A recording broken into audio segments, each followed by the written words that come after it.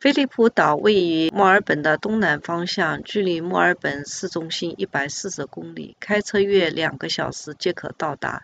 沿途可欣赏到墨尔本的乡村景色，山峦起伏，成群的牛和羊。喜欢钓鱼的朋友，菲利普岛也是垂钓的好去处。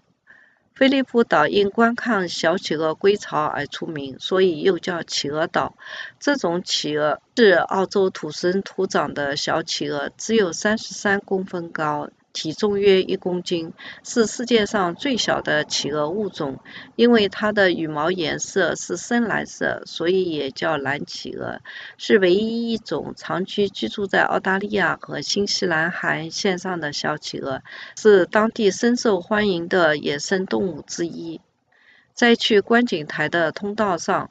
门口就竖着一块牌子，